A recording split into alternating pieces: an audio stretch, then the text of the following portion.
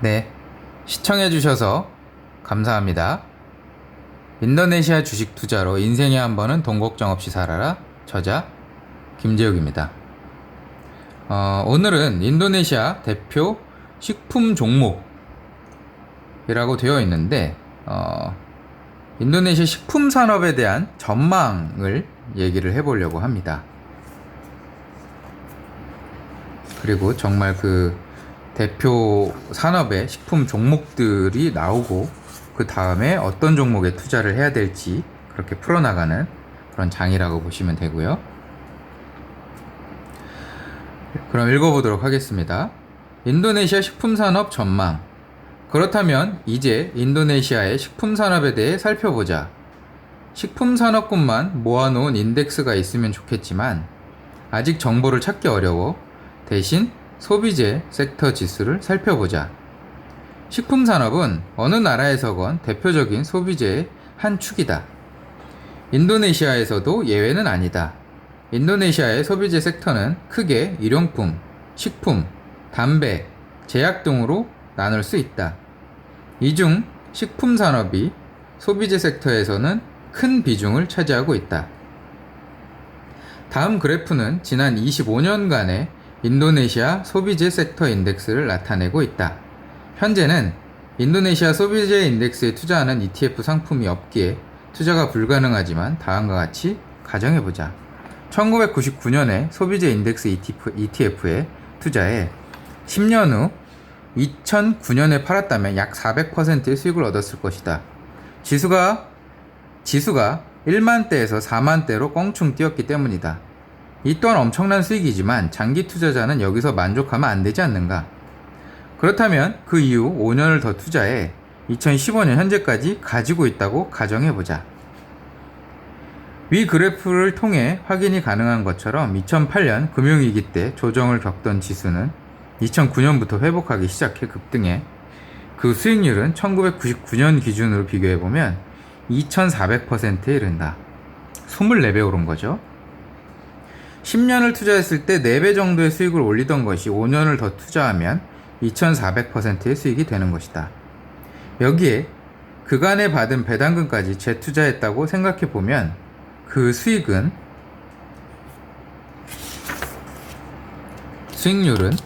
상상을 초월한다 라고 되어 있죠. 여기 이제 소비재 지수 섹터를 나타낸 겁니다. 만약에 ETF가 있으면 진짜 이렇게 올랐겠죠. 인도네시아는 이미 이런 ETF들이 있는 것으로 알고 있고요.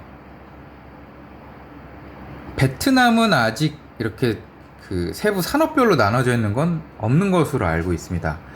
이런 거를 좀 만들어 보고 싶은 거죠. 여러분들이 좀 응원을 많이 해주시면 저희 회사에서도 이런 ETF 펀드 형태의 상품을 만들 수 있지 않을까 라고 꿈을 꿔보고 있습니다. 물론 이제 뭐 저희가 직접 만들지는 못하고요. 운용사나 증권사들 저희 네트워크가 많이 있으니까 투자자분들이 많이 참여를 해주셔야 그런 분들을 설득해서 저희가 기획을 해서 만들 수 있게 되는 거죠. 네. 구독과 알람 설정 꼭 해주시고요. 좋아요도 눌러주시고요. 그렇게 서포트 부탁드립니다. 여러분들의 도움이 절실합니다.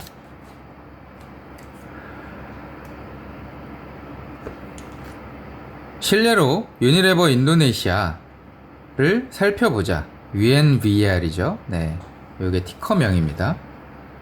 현재는 소비재 섹터 중 유니레버가 대장주를 차지하고 있다.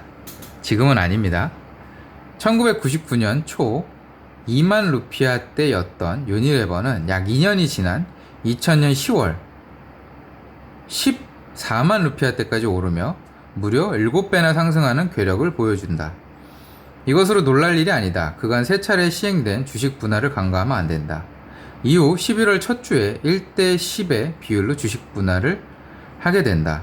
따라서 14만 9천 루피아였던 유니레버는 14,000 루피아로 거래가 재개된다.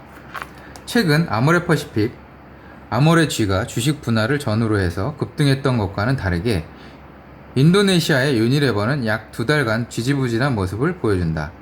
이후 다시 14,900을 돌파한 유니레버는 꾸준한 상승세를 나타낸다. 약 3년간 2.5배가량 상승한 유니레버는 3만대에서 다시 한번 1대 10의 비율로 주식 분할을 실시한다. 만약 여기서 모든 주식을 처분했다고 하더라도 그 수익률은 상당했을 것이다.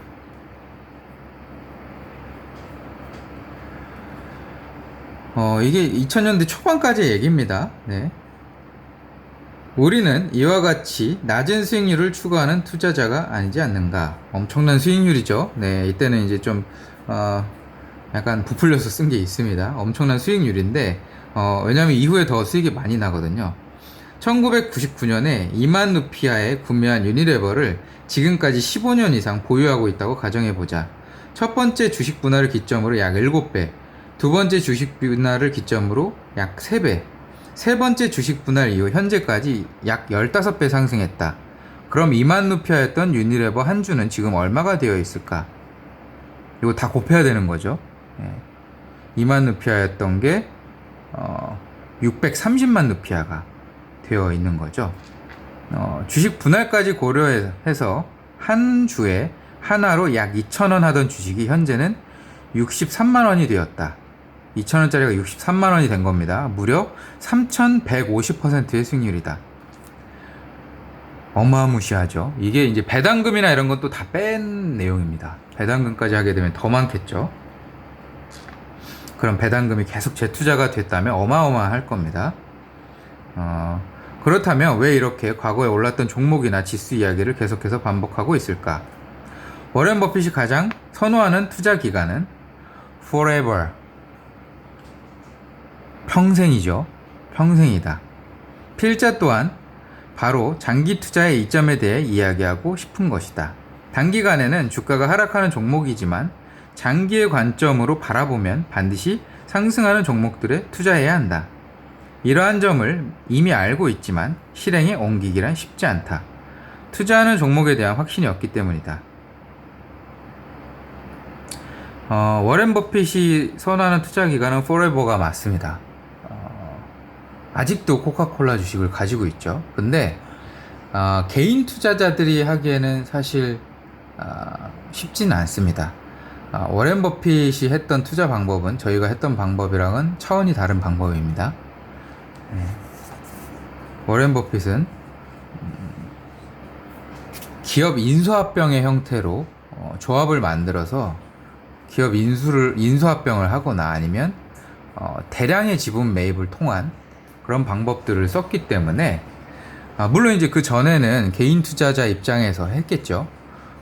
근데 거기에 했던 투자들은 아주 자세히 나오진 않거든요. 근데 그런 투자들은 아마도 집중 투자를 했을 것이다 라고 생각을 합니다. 그리고 매각도 했을 것이고요. 개인 투자들은 자금의 규모가 크지 않기 때문에 집중 투자를 해야 되고요. 첫 번째.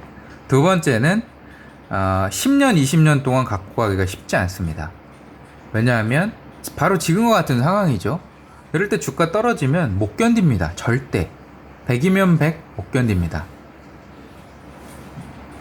그리고 이런 시기에 추가 투자하는 것들은 더 힘들죠.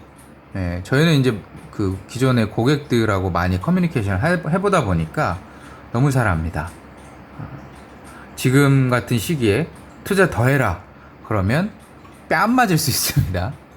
아니 지금 마이너스가 몇 프로인데 투자를 더 하라는 얘기야. 뭐 이렇게 얘기를 하는 경우가 많이 있다라는 거죠. 물론 이제 뭐 저희 고객분들이 그렇다는 게 아니라 일반적인 사람들의 심리가 그렇다라는 것입니다.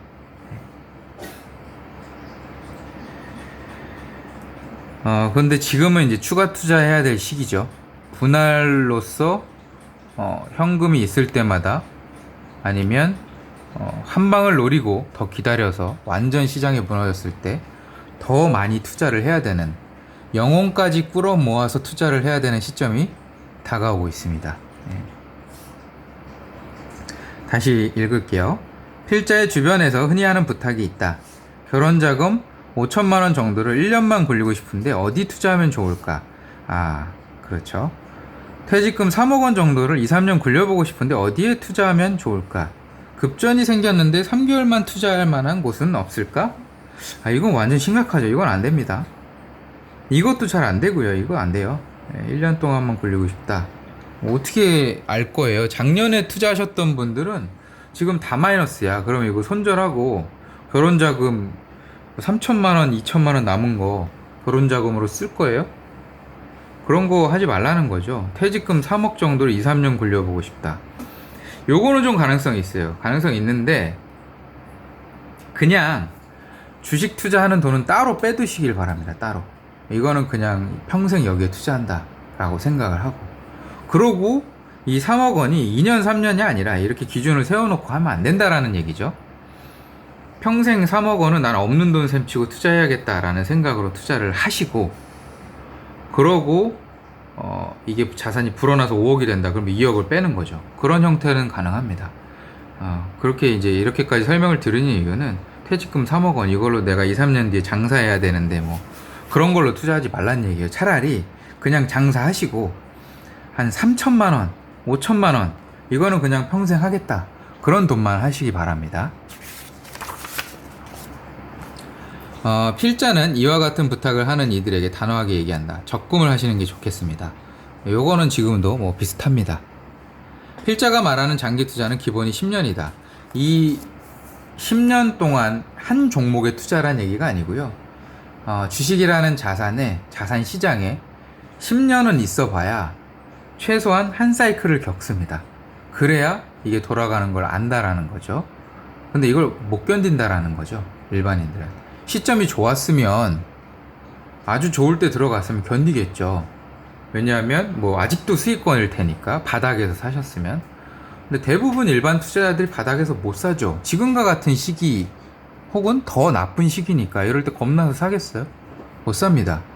그러면 이제 뭐 2017년도, 18년도 초 이렇게 주가가 급등했을 때, 주가 지수가 많이 올랐을 때 대부분의 일반 투자자들이 이때 시작을 합니다. 그렇게 생각하시면 돼요. 인간 지표라 그러죠. 내가 전혀 투자에 관심이 없었는데 갑자기 투자에 관심이 생기기 시작했어. 그러면 끝물이구나. 내가 그동안 누가 뭐 투자해라, 뭐 이거 투자해봐라 그래도 콕방귀도 안 꼈는데 갑자기 투자에 관심이 갔어. 왜? 주변에 너도 나도 돈 벌었다는 얘기 나오니까. 뭐 부동산 사서 돈 벌었다. 아니면 뭐 주식 누가 어디에 주식에 투자했는데 떼돈 벌었다더라. 그런 사람들 운으로 번 거 아닙니다. 10년 이상 이 시장에 있었기 때문에 번 겁니다. 부동산도 몇 년 이상 공부하면서 투자했기 때문에 돈 번 겁니다. 그렇게 생각을 하셔야 됩니다. 그래서 투자는 항상 하는 거다. 늙어 죽을 때까지. 요러하면서 무덤까지 해야 됩니다.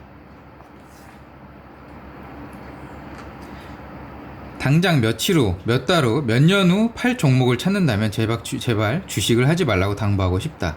인도네시아는 지금 급격한 성장과 후퇴를 반복하는 신흥시장이다. 주식시장 또한 변동성이 커서 며칠 동안 주가가 반토막이 나기도 하며 하루 만에 30%가 회복하기도 한다. 누구나 부자가 될 수 있는 방법이 바로 장기 투자인 것이다. 이건 뭐 지금 한국도 마찬가지죠. 네. 어마어마합니다. 한번 떨어지기 시작하면.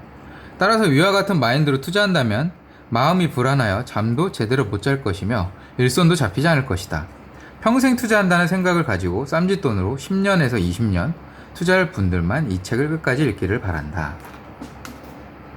근데 요거는 뭐 지금도 비슷한 생각입니다. 인도네시아 식품산업의 대표 종목. 인도네시아 식품산업의 성장성을 보기 위해 인도네시아 주식시장에 상장되어 있는 대표 식품 종목은 어떤 것들이 있는지 살펴보자. 현재 인도네시아 시장에서 식품산업의 경우 소비재 섹터로 구분되어 있으며 대표적으로 다음과 같은 종목이 존재한다. 다음 표에 나열된 종목들은 인도네시아를 대표하는 식품 관련 종목들이다. 세부 업종을 보면 주요 취급 종목이 다르기 때문에 조금씩 다른 구성을 보이고 있다. 하지만 자세히 파고들면 위에 언급한 모든 회사는 식품 사업부가 있다.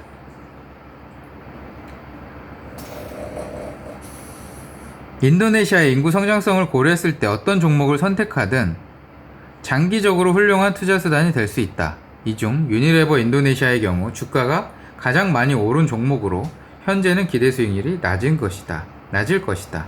만약 인도네시아 경기 침체와 글로벌 경제 위기 등 외부 요인으로 주가의 폭락 사태가 발생한다 해도 가장 추천하고 싶은 안정적인 종목 중에 하나다. 종목의 세부 업종을 찬찬히 살펴보면 양계, 사료 제품을 생산하는 회사도 있다. 인도네시아의 경우 무슬림 인구가 80%에 육박해 돼지고기를 먹지 않는다. 따라서 주식이 개육, 즉 닭이기 때문에 해당 회사에 대한 투자 또한 매력적이다. 다만 개육의 수급 현황과 조류 인플루엔자 등 각종 관련 질병의 창궐에 따라 급변할 수도 있고, 개육용 사료의 경우는 원자재 가격에 민감한 반응을 보이기 때문에 초보 투자자는 피하는 것이 좋다.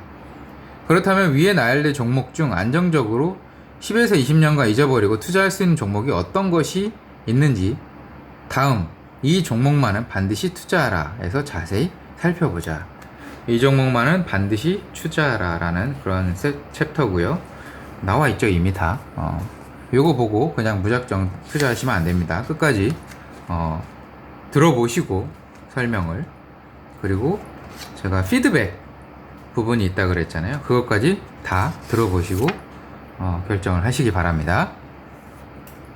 그 다음에 요 표는 간단하게 설명을 좀 할게요. 뭐 이렇게 쭉 나와 있는데 우유 회사죠. 요거 울트라자야 밀크, 요거를 보면 이제 그 베트남의 우유 회사 비나밀크가 어떻게 될지 조금 예측이 가능합니다. 별로 그렇게 성장 못했죠 지금. 그렇다고 뭐 베트남 비나밀크가 그럴 것이다 라고 얘기하는 건 아닙니다. 근데 다만 이런 경우가 이미 인도네시아에 있으니, 그리고 한국의 뭐 서울 우유라던가 매일유업 이런 걸 보더라도 어떤 특별한 계기가 아니면 쉽게 성장하기 쉽지 않은 그런 산업이 유제품 쪽입니다. 이렇게 쭉 나와 있어요. 요거는 한번 참고를 해 보시고요. 요거를 뭐 일일이 설명하려고 보여드리는 게 아니고, 가령 내가 돈이 많다 라고 하면 그냥 이거 다 사면 됩니다. 종류별로.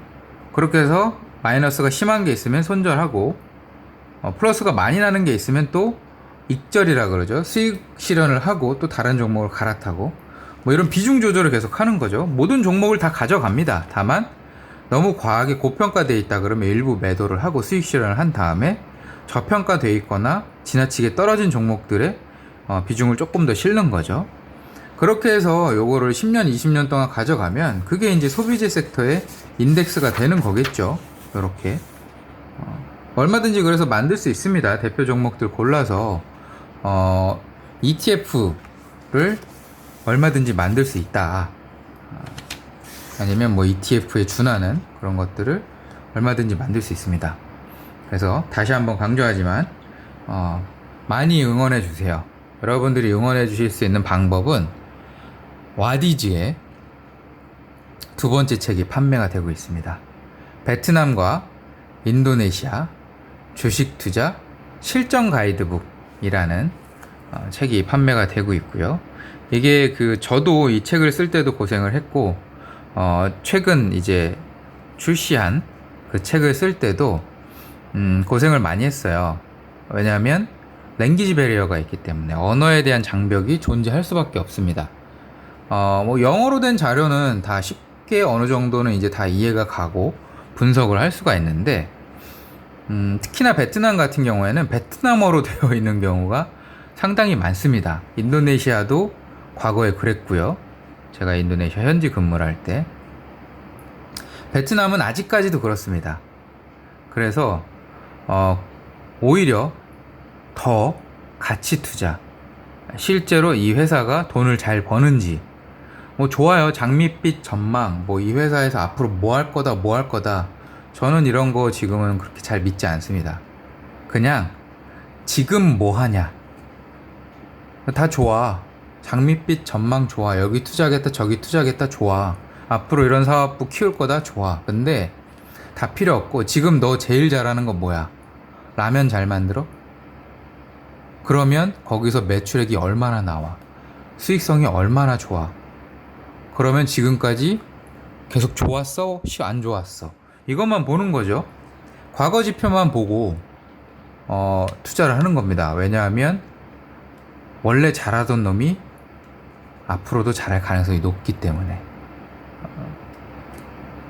옛말에도 그런 말이 있죠. 떡잎부터 알아본다고. 원래 잘하는 놈이 나중에도 잘합니다. 뭐 학생 때 공부 원래 잘하던 애들이 나중에 대학교 가서도 잘하는 거나 마찬가지죠. 네. 그렇게 보면 될 것 같고요. 그러니까 이런 장벽을 좀 없애기 위해서 만든 책이 두 번째 책입니다.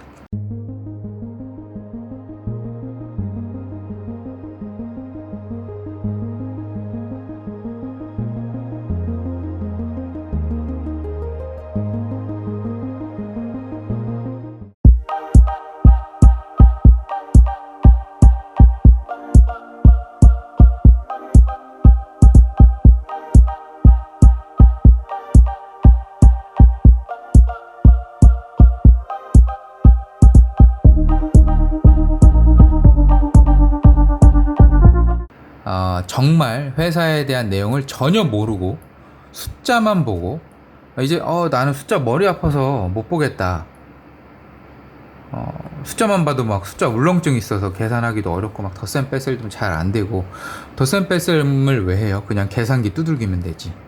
네, 할 필요 없습니다. 그리고 요즘에 엑셀에 넣으면 그냥 다 나오죠.